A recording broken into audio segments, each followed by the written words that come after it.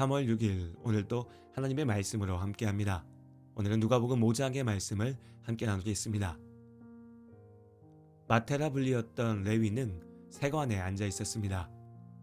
세관은 곧 세무서, 조세 업무를 담당하는 곳입니다.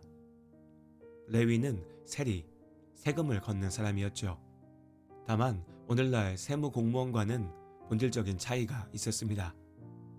오늘날 세무서는 국가기관이지만 예수님 당시 로마 제국의 식민지에서 조세 업무는 일종의 위탁업이었습니다. 국가에서는 1년치 조세 수입을 상정하여서 입찰을 진행하였습니다. 가장 높은 금액을 제시한 세금업자가 조세권을 획득하였죠. 국가 입장에서는 별도의 행정비용을 들이지 않고 약정된 세수를 보장받을 수 있었습니다. 반면에 조세 사업자는 가능한 많은 사람들에게 많은 세금을 거두어야 자신의 이익이 발생하였기 때문에 말 그대로 악착같이 세금을 거뒀습니다. 제 욕심을 채우려고 무자비하게 세금을 징수하는 업자들이 백성들에게 원망을 샀던 것은 어찌 보면 당연한 일입니다. 게다가 당시의 유대사회는 로마 제국의 식민지였습니다. 가뜩이나 이방인들에 대해 배타적이었던 유대사회에서 세리, 곧 조세 사업자들은 이방인 침략자에게 빌부터 동족의 피를 빨아먹는 추악한 변절자들이라 비난받았습니다. 여느 때와 마찬가지로 세관에 앉아서 업무를 보던 레위의 마음이 답답했습니다. 하루 이틀이 아니었습니다. 세리로 일하면서 돈은 남부럽지 않게 벌었지만 그 돈으로 채워지지 않는 답답함이 있었습니다. 앞에서야 마지못해 세금을 냈지만 뒤에서는 조롱하고 비난하는 사람들의 소리를 모를 수 없었습니다. 사람들의 비난도 괴로웠으나 하나님께 버림받았다는 두려움은 더 컸습니다.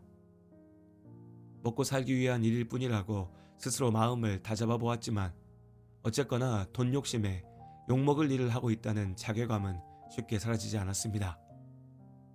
그때 예수께서 세관 앞을 지나다 레위를 보고 들어오셨습니다. 뜻밖이었습니다. 예수라는 사람이 하나님의 선지자와 같이 신비한 능력을 가지고 있다는 소문은 들었었습니다. 그런 사람이 더러운 돈이나 만지는 자신의 세관에 찾아올 리 없었습니다. 그러나 그날 상상하지도 못했던 그 일이 일어났습니다. 예수님께서 레위의 세관에 들어오셨던 것입니다. 당황했던 레위에게 인사의 말을 전하고 함께 대화를 나누던 예수께서 말씀하셨습니다. 나를 따르라. 단순한 부르심이 아니었습니다. 인생의 방향을 바꿔야 하는 부르심이었습니다. 누군가는 무슨 말도 안 되는 소리냐라고 할 수도 있습니다. 그러나 레위는 자신을 붙들고 이끌어줄 그 손을 기다려왔습니다. 답답하던 그의 마음에 빛이 비추었습니다. 자신이 걸어가야 할 길을 찾았습니다. 그렇게 레위는 일어나 예수님을 따랐습니다. 레위가 예수님을 대접하기 위해 그의 집에서 잔치를 열었습니다. 유유상종이라고 모여든 손님들 역시 레위와 마찬가지로 세리이거나 유대사회에서 부정한 죄인이라 욕먹는 사람들이었습니다. 예수님께서 레위의 집에서 열린 잔치에 참석하셨다는 소식은 이내 온 마을로 퍼져나갔습니다. 바리새파에 속한 서기관들 역시 이 모습을 보러 나왔습니다. 이들은 율법의 말씀들을 철저히 지키는 것을 최고의 덕목으로 여기는 사람들이었습니다. 바리새인들의 기준에 따르면 이방인들을 위해 돈을 만지는 세리들은 부정한 자들, 도덕적 결함이 있는 자들이었습니다.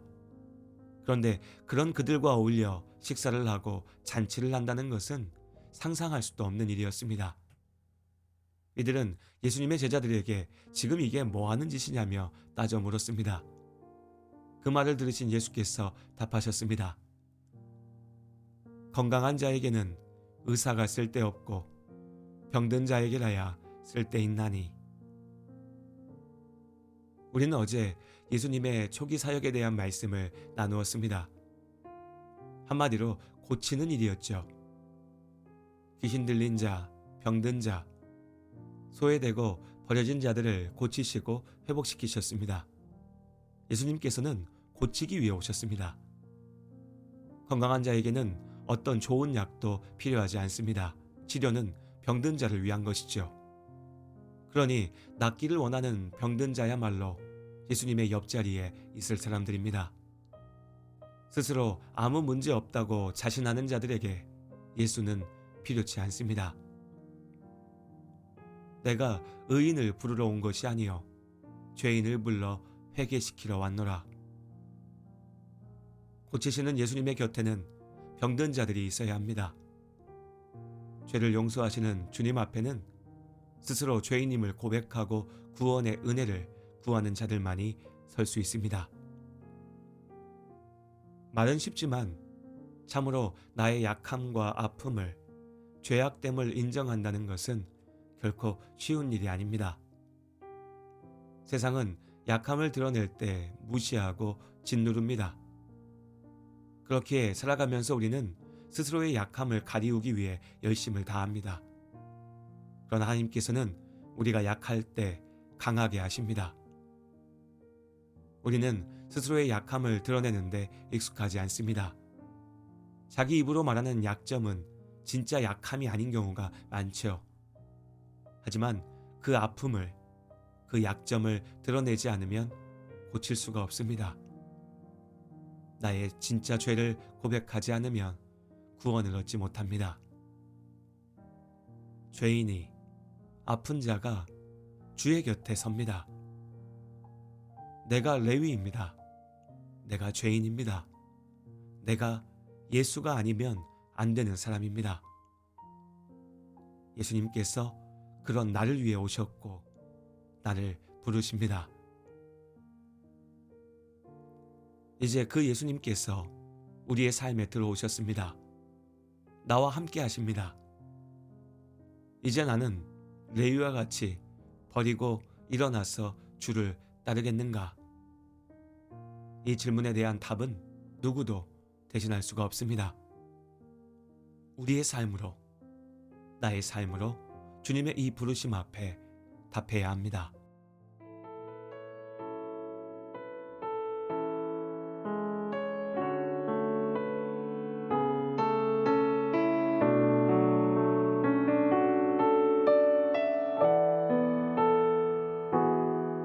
주께 가까이 날 이끄소서.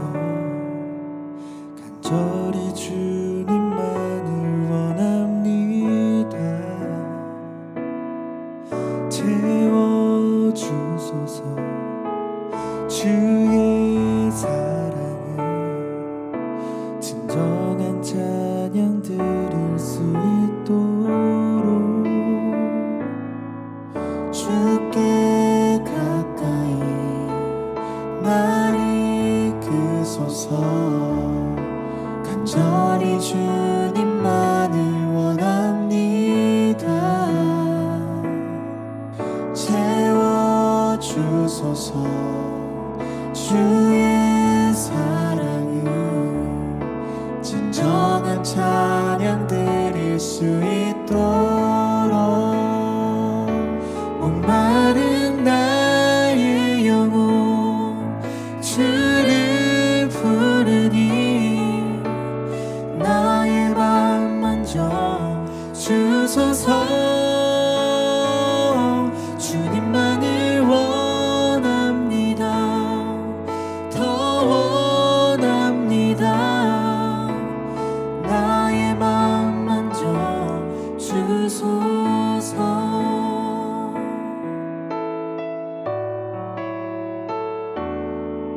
주께 가까이 날 이끄소서. 간절히 주님만을 원합니다. 채워주소서. 주의 사랑을 진정한 찬양 드릴 수 있도록